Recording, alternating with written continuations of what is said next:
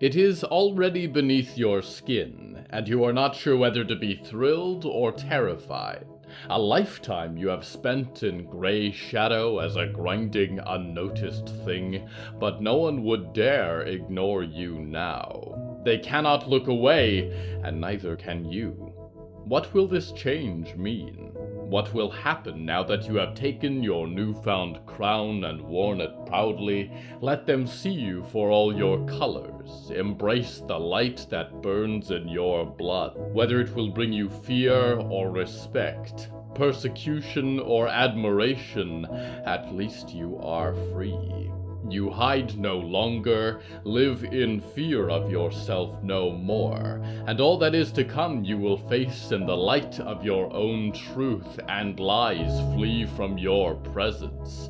The stars in your eyes reflect the cosmos above a faraway tomb. The crown above your head is a gift from a long-dead god, and when you lift your hand to the world and bid it rise, the forest responds in holy chorus, hello from the Hallowoods.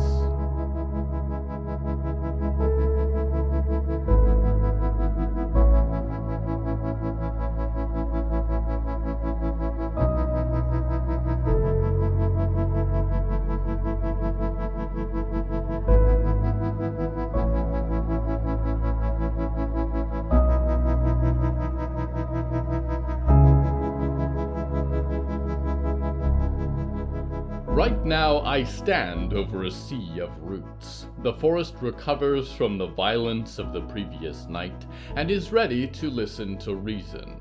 Roots writhe and shift, pull bodies to the surface, push husks of rooms and towers up from the earth.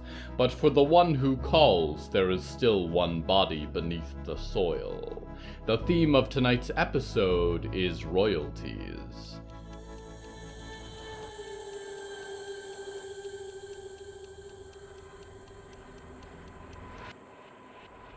Hector had never woken up quite like this before. Usually, his day began early, with the dogs rustling him awake with a request for walks and breakfast. He'd be up and out of his bedroll in seconds, scratching his beard in the cold morning air, and getting back to the urgent schedule of survival. This was a different kind of waking up. It was as slow and gentle as the growth of a forest, stretching as the sun rises to cast warm light over dark needles. Consciousness seeped into his body like rain into ancient roots, and in the time it took to open his eyes, trees might have grown new rings to fend against the passing frosts. In short, he felt well rested. He winced as his vision returned ever so slightly, and light shone from darkness above, and he breathed deeply of the dawn. The first thing he recognized was Jonah, sitting on an upturned trunk beside him. Jonah had his elbows on his knees and looked to Hector expectantly, and laughed in relief as Hector tried to sit up. Heidi and Jackie sat on either side of Jonah, and somewhere further away Hector could hear a clamor of voices. "Jones?" Hector breathed. "What's going on?" "Easy, Heck," Jonah said and raised a palm. "I want to just hug you to death, but I don't know how fragile you are right now." "Speaking of death," said Hector, and nodded as his dogs approached, rasping tongues on his face. "I thought... Wait now." He looked down and found himself the subject of a few significant unpleasantries. It wasn't as though he'd never seen bodies dead or overgrown before. Old Geoffrey Stewart had been graced by the bog, and his salvage corpses were rarely without their odd twigs or vines or flowers. But these were different. There were dark lines beneath the skin of his left hand, like black roots grown throughout his arm. Beneath the torn remains of his sweater, his shoulder had changed in texture entirely. Jagged black bark broke the skin, stretched off into his ribs and up his neck, filled in the marks the fisher had left him. And one leg from the knee down was all black bark, angled surfaces and a crude imitation of human muscle. Jones? He said, and closed his eyes, turned his face to the sky. Please tell me something that will help me make sense of all this, because I'm struggling to maintain my peaceable attitude. I'll do my best, Jonah said, and took his good hand. There's a lot going on, and I don't understand everything yet. Let's start with the part where you were floating. Hector breathed, eyes closed. He could feel the odd surfaces beneath his skin when he flexed his hand. Right. I unlocked something. Crossed a threshold, maybe. There was someone in the other place for the first time, and they told me what I am. I understand a little more now, and I tried to use that, maybe too early, but everyone was in so much danger, and I thought, I don't blame you, said Hector, and squeezed Jonah's hand. He opened an eye, found Jonah almost weeping. He gave Jonah a slight nod. I don't. You wanted to help. I get that. Then you got shot. I guess usually it would have killed me, said Jonah, rubbing his neck. But it barely stings. I should be dead. But everything I had, everything I was calling on, I lost it there. Just white-hot pain and visions. Things I can't make sense of. But when it calmed down, the forest had eaten it all. Scout Post and Froglands and Fort Freedom and our friends and Fisher and you. I should have been more careful, Hector said. I kept hearing it in the trees. The Fisher. My guard's been down an awful lot lately. I'm sorry, Jonah said. Maybe we should have left before it was too late. Gone somewhere warm. Maybe you were right. Hold on, Hector said, and without thinking raised his overgrown hand. He shuddered to see it. So, what is this? This is real, right? Why is the forest doing this? Not because it wants to, Jonah said. It's hungry by nature. It would just as soon consume or change or kill. But it's keeping you alive, heck, and it's doing it because I'm telling it to. And if you don't want it, I'll respect that. But I don't know if I can do this without you. Hector nodded, looked down to take stock. There was a scrape of shifting wood when he turned his wrist, and the splinters jutting from the back of his hand would make a glove difficult. The leg was a bit thin, perhaps, but a pair of less ripped pants would cover it fine. He pulled open the unraveling fabric of his sweater, felt the border where the wooden surface grew into his chest. How long does it last? He said. This, I'd bet, is replacing broken ribs, perforated lungs. This is life support. I don't know, Jonah said quietly. I've never done this before. Maybe it's a few months, or maybe it's centuries. That's another thing, Hector. It's all just confirming things I've been feeling in my gut already. But I'm going to live a long time. I don't know yet if it's allowed or even possible, but maybe this way you can stay with me. Hector sat up, folded his overgrown hand in his hand of flesh, and stared down at his dogs. He understood something in Heidi's pale eyes that he had not before. They were the same kind of thing now, he thought. Alive beyond their time. This is a lot to think about, Jones, he said, and looked up. But for the record, Thanks. If I ever have to part ways with you, I'd care for a sweeter goodbye. Me too, Jonas said, and sat forward, rested his head against Hector's shoulder. I'm scared, Heck. It's all getting so strange. Starting to worry I'll turn around and find 100 years are gone, and everyone with them. Easy there, Hector said, and tentatively put his hand of bark on Jonah's head.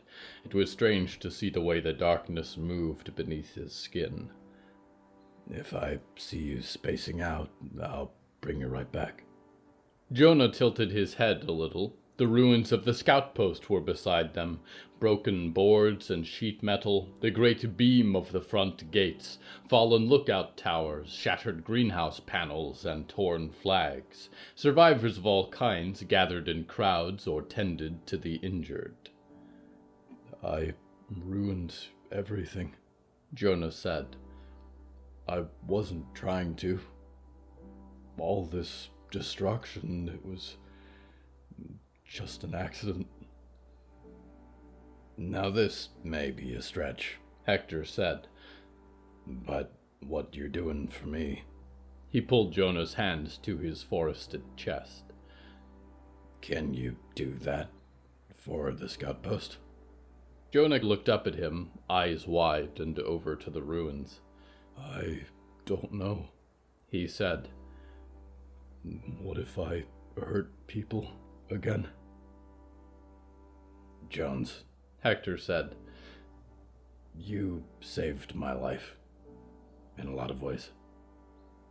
I know it's frightening, all of this. I know it scares you like it scares me. But that doesn't change the fact that I believe in you. And I think you can fix this. Jonah kissed him on the forehead a long moment, and then rose, turned towards the desolation, and raised his hands, a lord greeting his court. There was a flash of green flame over his head, a burning crown, and the roots holding the remains of the scout post began to seethe like boiling water. They rose then, fingers like a gigantic claw, shifting the earth and forest as the wreckage was carried upwards in new twisting structures. The forest formed into new walls, scaling ever higher over the heads of the crowd. Hector watched in awe, put a hand on Heidi's head, scratched her fur with the rough texture of his broken palm. If I was going to leave, I should have done it, Hector thought. This place has its hooks in me now. One thing changes, and another, and pretty soon nothing is ever what it was before. He could not resist a smile, though, as Jonah looked back and laughed in breathless exhilaration at a new scout post rose from the earth. Well, Hector thought, here's to a new age.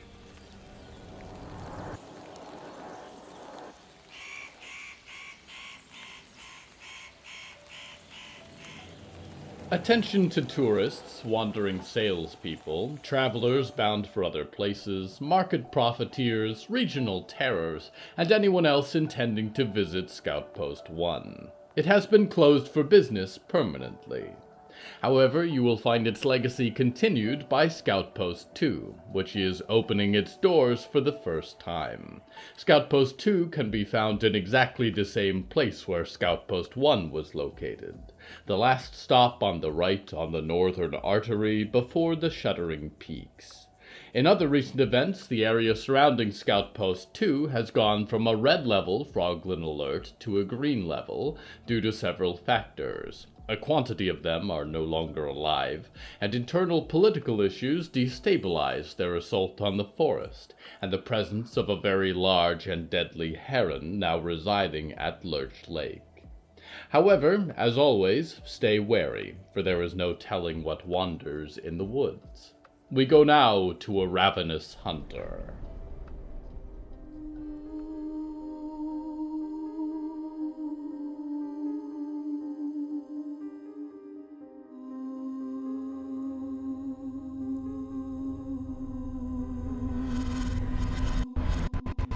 It is one thing to fight when you are hungry, and have been walking for months, and have just been dropped off of a very tall Ferris wheel onto a beach of sharp metal debris.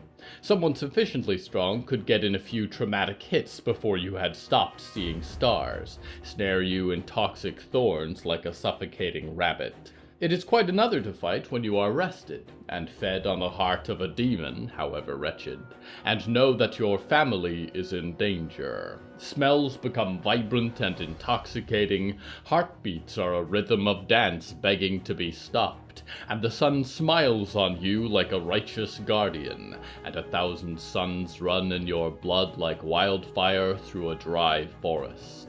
And so Yaretzi ran faster than she could ever remember, and the miles were closed in a matter of breaths. A single demon's faint heart still beat on the horizon, and despite everything she had been taught, she could not allow it to go out. She would have time to mourn for Barb, to express her regret to the Countess, who would no doubt come for her, to think about what a second chance meant. But right now, it was time for Rick Rounds to suffer. She was on them in a moment. The ruins of a great copper woman were half submerged in the black waves, and in her broken shadow were 3 figures. The first was Apollyon, bleeding on the beach, and she had never seen him quite so desperate. His jacket was missing, his hand severed, and a metal hook impaled him through the shoulder. Above him stood Mort, cherry red and gigantic as always, swinging his huge metal claw in what might have been a deadly slash, if not for the speed of Rick Rounds. Rick's eyes burned with lights in orange and emerald, one of his arms was formed of twisted vines, and the other blazed with flame. The same fire that billowed and curled beneath his skin lit him up like one of Polly's cigarettes. Rick landed an uppercut into Mort's metal chest, scraped 4 paths in the paint with his thorny knuckles. Mort stumbled back a step, and Yaretzi was upon them then, gave a final leap and stretched out her great black claws. Hello, she thought. Die. She felt them sink into Rick's shoulder and back, dug into his skin as her momentum carried him off his feet, and he rolled with her in the rubble. He was far heavier than she expected, but she pinned him down immediately with one paw as he struggled to rise, and lunged with woven jaws. "Fancy seeing you again," he grunted. Something was in her way. His hand of thorns, she realized, becoming oaken and heavy as she gnawed against it, kept her jaws from closing. She switched gears and with her other paw sent him skidding through the rubble. Rick rolled to his feet and glared at her as the burning light beneath his skin shone from his wounds. He opened his mouth to speak, but was silenced immediately by Mort's claw swinging down from above him. "Yaretzi," Mort said. "You woke up." Yaretzi bared her teeth, a smile for Mort, a threat for the little man who was wrestling with the magnitude of Mort's claw.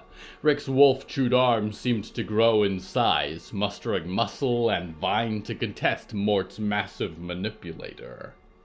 Yaretzi closed the distance in a few paces, and as Rick shoved Mort back with a mighty push, she snapped at his head. Rick roared and reached out with his burning hand and pulled a sword out of the air, a long weapon with a blade of white flame and a crossguard of wings. He swung it wildly in Yaretzi's direction. She dodged the arc, but it was enough time for him to wheel around and attack Mort, sent sparks flashing off his metal chest, and Mort backed away a few feet in surprise. Yaretzi snorted and sunk her teeth into Rick's shoulder. Rick screamed, but she bit deeper, felt her teeth crunch against his bones. His skin flashed and burned like a demon's, but the taste was rich, human. "It's too late," he called, straining against her jaws. "The devil man's dying." A pang of concern broke through the wall of rage in Yaretzi's mind. She loosened her grip, turned to see if any light still burned in Apollyon. Polly was there on the beach, pallid but alive, looking up to her. "Look out!" Polly called, and Yaretzi glanced back to find a flaming sword skewing towards her eye. She twisted, and it slashed across her muzzle instead, seared flesh and fur. She growled and pawed at her face. The wounds felt like they were on fire. "You like that?" Rick said, and whirled around to swing his blade at Mort. They were clumsy, brutish movements, as if swinging a tree branch, but the blade arced across Mort's chest, scarred the metal and steel, and Mort shouted in alarm. "Don't you hurt him!" Yaretzi roared and lunged for Rick, who lifted a hand of vines in her direction, and his fingers split into long daggers moving of their own accord. She pawed away the first 2 vines, bit into a third, and the 4th and 5th wrapped around her neck, full of barbed thorns. Mort tried to get a hold of Rick, missed a wild blow with his gauntlet, and Rick twirled the sword with his remaining hand and drove it straight into Mort's chest, where the seam of a hatch met the metal. The flaming sword disappeared for a moment, sparking like a welding torch, made metal to bubble. Mort gave a shuddering cry and fell back and off his feet. The hatch in his chest was warped open, and black water spurted into the air from inside. "I've hunted the devil to the ends of the earth!" Rick cried, and turned back to Yaretzi as she clawed through the vines that held her, swiped at him again. "I won't be stopped by some tin-can monstrosity and his pet dog!" Rick dodged her claw and leapt into the air. Fire sparked at his heels, held him aloft, and his skin burned like lava, and with a wave of his flaming hand, the air behind him was filled with 100 flaming weapons, each burning with their own light. Rick screamed, and as Yaretzi reared up on the beach, he brought an armory of heavenly blades arcing towards the earth, ready to kill a wolf. Over the last many months, there has been a thoughtful conversation among our content teams regarding Botko's decision to temporarily restrict access to the Stone Maiden musical catalog, to attempt to keep these songs free of association with the Stone Maids' political movement. However, after careful deliberation, the decision has been made to return this music to access for Botko's happy dreaming family. With the Stone Maids movement over, we are entering a new chapter for the Prime Dream and everyone who lives in it. A chapter where we must ask, now that we have overcome this challenge together, what changes do we wish to see for our future? What can we do to prevent such a crisis again? What does our Prime Dream look like in the wake of this movement? I am proud to be working with Valerie Maidstone herself in creating new campaigns around the importance of expressing your individuality and fighting for change the right way. In recent news, local marketing professional discovers that she can now turn a profit on product previously deemed controversial. Truly shocking. We return now to Yaretzi. One great metal revenant lying on his back, trying to hold the water in his chest. 2 lights in Rick Round's eyes, one the fire of hell itself, one the emerald green of a new age, burning together in one tormented frame. 100 flaming weapons flying towards her like javelins. But I, Yaretzi thought, am no animal for the hunt. I am a chosen warrior, a priest of blood. I am kissed by the gods. I am a guardian of 1,000 suns. My blood is gold and my eyes are starlight. I am the hunter. I am death. I am Yaretzi, and I am faster than any fire. She kicked off the beach of rubble, twisted to avoid the first blade as it sailed past, and the rest came flying down behind her, barely singed her fur as she lunged forward, watched Rick's face turn from victory to horror as she reached out with one great claw. His arm of thorns raised too late and in the wrong direction, left him exposed as the second claw swept into his flesh where the root burrowed into his chest. And everything was very fast then as she tackled him out of the air, and dozens of flaming weapons came thudding into the beach behind her.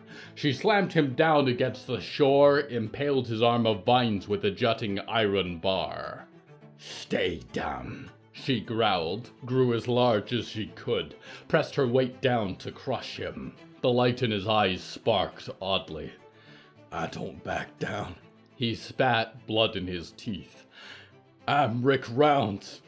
I'm chosen by the angel, and I'm gonna... What he might have said went unfinished, because Mort was behind him then, clutching his chest with his gauntlet. With his great claw hand, though, he reached out, and with a decisive snap cut Rick's arm of thorns in half.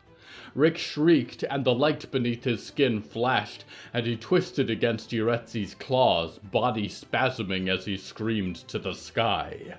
She watched for a moment, and although the shrieking quieted, his movements did not. His wounds burned like candle flames, and his eyes sputtered like electric lights. Yaretzi? Mort said, still holding the broken hatch in his chest shut, water pouring through his metal hand. The glass dome of his head was only half full, skull bobbing low on the surface. I'm glad you're back. Lie down, Mort, she growled. You're losing water.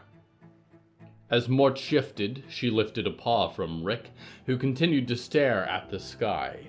She stalked over to Apollyon, who was as pale and washed up as any other corpse on the beach.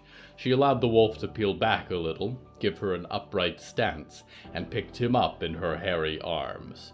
"I'll say, I'm quite pleased to see you alive," Polly said with a weary smile. "As am I," said Yaretzi, depositing him near where Mort and Rick Rounds lay. She sat against a ledge of warped metal and looked down at Rick, who grunted as his body seized. "What is happening to him?" she whispered to Polly. "Putting fire in a human is a terrible idea by itself," Polly sniffed, "especially when that human's already a flower bed for the garden. Mort, are you all right?" "Polly," Mort said and sat up again. "You're okay." "I'll live," Polly said, and then frowned as the hatch in Mort's chest burst open, and black water cascaded out onto the beach, carrying with it a human skeleton and a skull with burning green eyes. "Ooh," Polly said. "Mort, I think those things are supposed to stay in you." "I think so too," said the skull, as the empty red shell collapsed back against the beach. "We will have to repair his suit."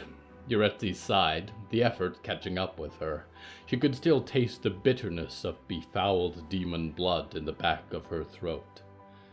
"Please," said Mort's skull, and his green eyes glanced around a little. "Polly? Yaretzi?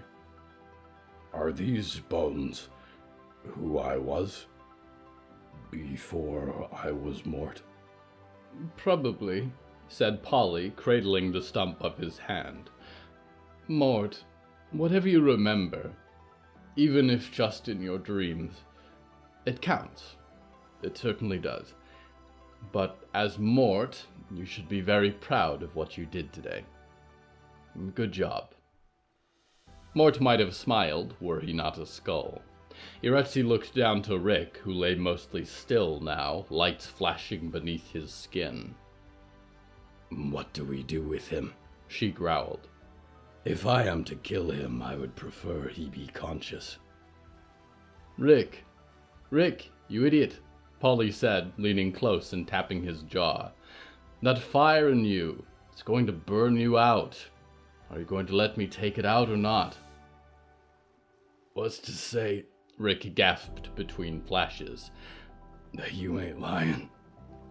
That you won't just kill me?" "Nothing," said Polly. "The question is this how you want to die?" "If I kill you, Rick Rounds," Yaretzi growled, stared down at the wretched heap of a man, I will at least be quick. Rick glanced up at the two of them and breathed out and nodded. Tell me what I gotta do. Polly reached out with his remaining hand and took Rick's human one. It's like breathing, Polly said. All that fire in your bones. Let it go. Rick exhaled, blood-drenched and shallow, and the light beneath his skin coalesced, flowed upwards through the veins of his arm, lit up in Polly's fingertips. Polly breathed a sigh of relief, and Yaretzi noted as Polly's wounds grew bright, and the hook through his shoulder fell away in two melted pieces, and twin horns of flame blazed bright over his head. That's better. Polly sighed, and Rick Rounds laid back against the beach, no fire in his eyes now, no light beneath his skin. He was bleeding, black stains across his shoulder and chest that trailed down into the beach. Bert the seagull came flying from the sky to perch on Mort's skull and stared hungrily at Rick. I knew this day would show up, Rick wheezed. I never paid much mind to church, but I'm a sinner, I guess, through and through. I done things, I know. I ain't holy, and I knew the devil would catch up with me one day. I thought maybe I could outrun him, and if I killed him, I'd be free. But the angel lied. The angel lied. There were never any angels, said Polly, pushing his hair back.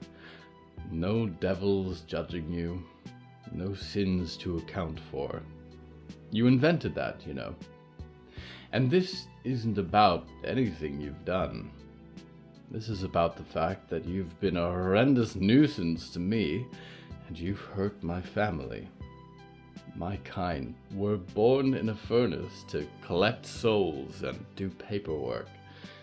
It was never about right and wrong. And it was never about you.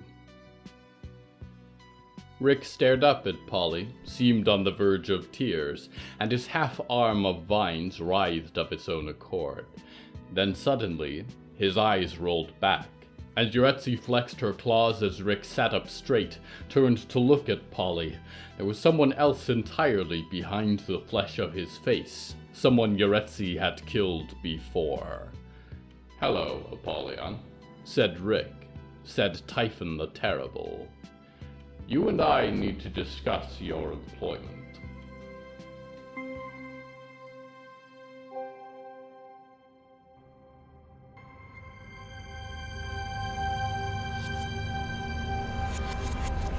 There is royalty in space.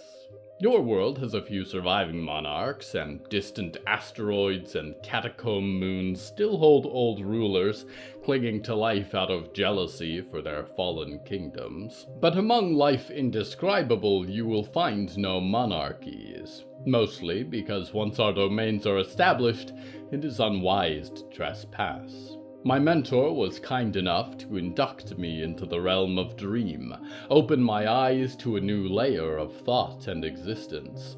But were I to go and say, "Hello, dreaming all that is, I am your ruler now, and you must obey me," I would quickly find myself dreamed out of existence. Similarly, the industry controls the economy of souls, and Tolshatol protects his sons, and we coexist, not in peace, necessarily, but in respect.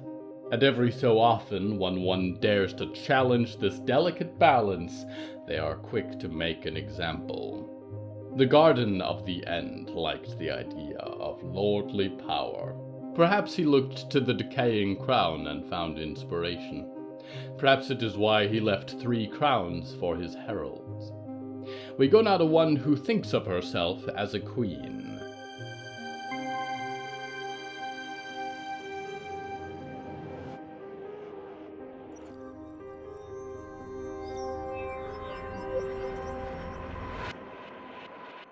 "I don't care, Anderson. Push it to tomorrow," Lady Ethel Mallory grimaced. "I'm in the middle of something." She tapped the side of her glasses, switched off the communication channel. Her schedule had imploded since Brooklyn had left. Some new girl was supposed to start in a day or two, but it would be months before she was useful. In going through Brooklyn's files, she'd been amazed just how many little details were taken care of before they ever reached her. Now she was double booked almost every hour of the day, but nothing could be more important than this. The air smelled of salt and brine, and distant seagulls wheeled over the beach where the carrier had landed. Smooth black metal on a beach of bleached sand and bone. On the horizon one could almost make out the towers of the Golden Gate Bridge emerging from the glassy Pacific. Behind her, the towering surfaces of Box Cassiopeia. Armed bodyguards followed behind her, although they were new as well. She could not keep any of Marco's personnel, just to be on the safe side. They kept a wide berth of her flies, which trailed behind her on leashes, tugged any time that a seagull drew their attention. Ahead of her, the carrier ramp slid open, and two people were wrangled down it onto the beach by more Botco guards in black armor. One of them screamed obscenities, pushed against the guards, and went stumbling onto the beach as Lady Ethel approached. "So sorry to keep you waiting," she said. She handed off the leashes of her flies to the guards and beckoned the staff away from her new guests. Valerie still had her hair short, and the real Riot was even angrier and dirtier in person. Both shared a sudden stillness and look of shock as she drew near. "Ethel?" said Valerie. "Is that you? Why are you—" "Clara said she was crazy tall, Mom," Riot muttered.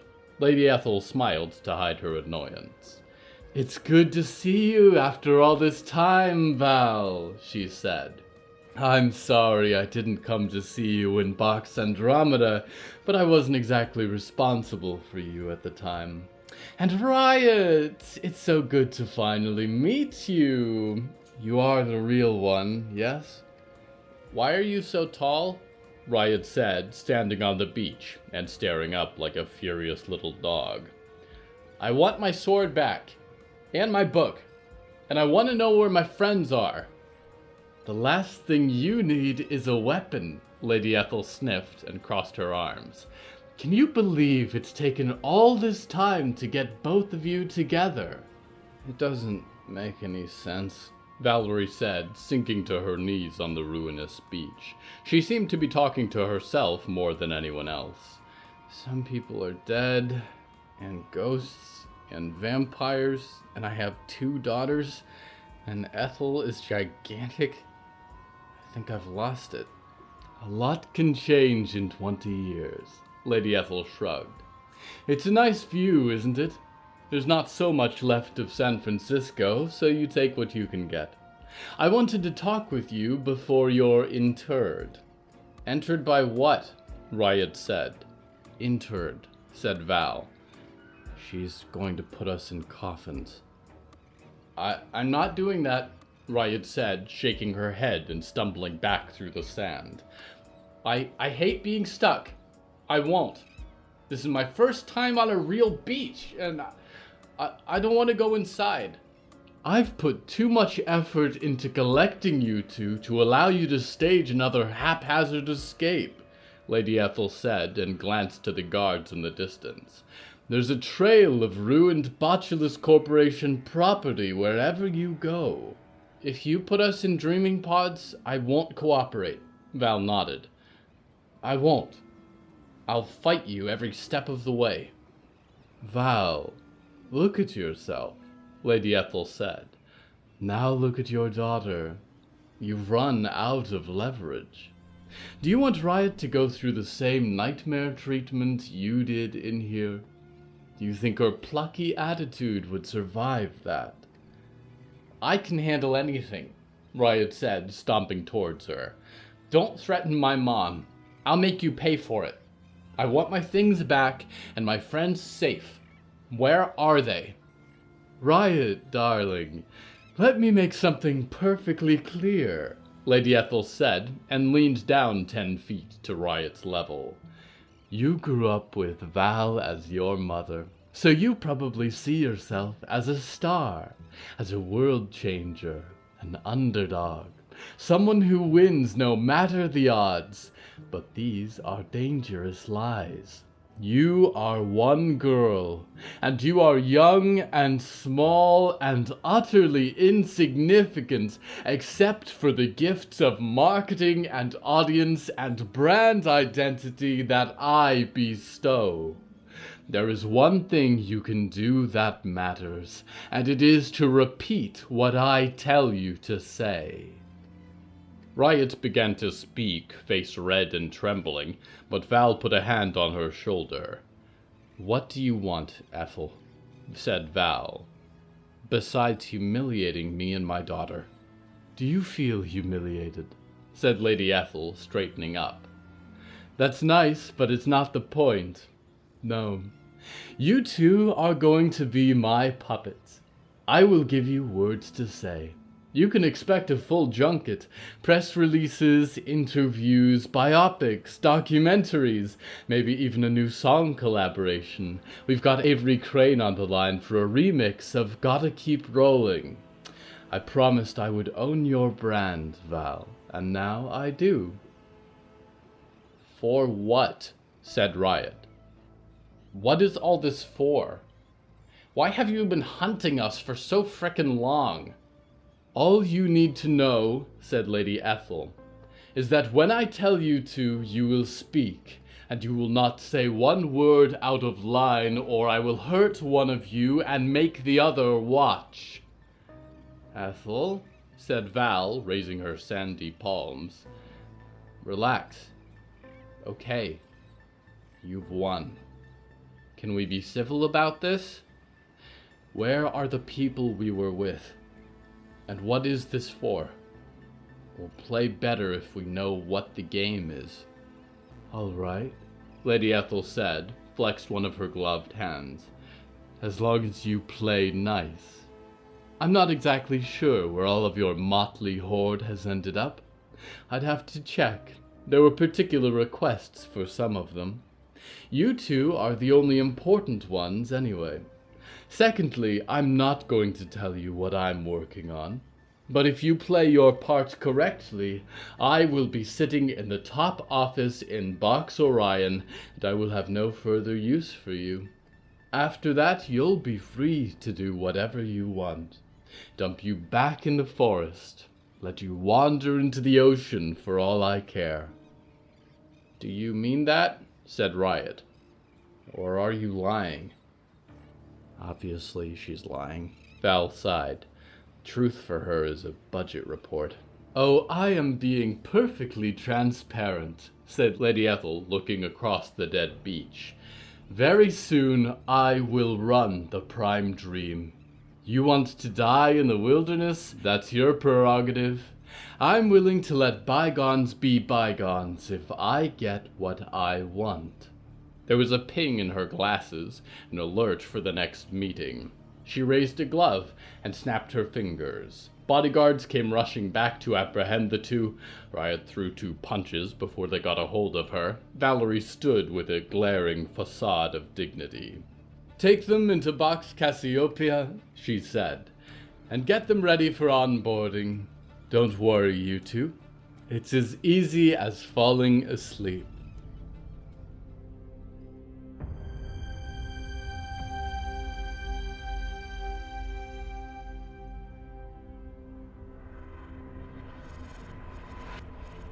Royalties. You may look, dreamer, to others and wonder at their splendor. There goes the Count with his fleet of followers. There sits Norman Gurney, the petrol baron of the Permian Basin. There is Lady Ethel Mallory, with what she would describe as beauty and grace. But each of these are just people, and like you, they seek out opportunity and fear failure, and have shaped their lives with what they have been given. They are above you only in what they have learned over the course of their journeys. There are no gods among humankind, no chosen ones, and you may look to their lives for inspiration as you continue to plot your steps, but know that you are not so far behind them yourself. You may find as you draw closer that their crowns are hollow. They shine because you imagined them to, but your monarchs are like you in that they do not know where they are supposed to go from here. Until all the kings are dead, dreamer, I am your loyal host, Nicky Nick, waiting regally for your return to the Hallowoods.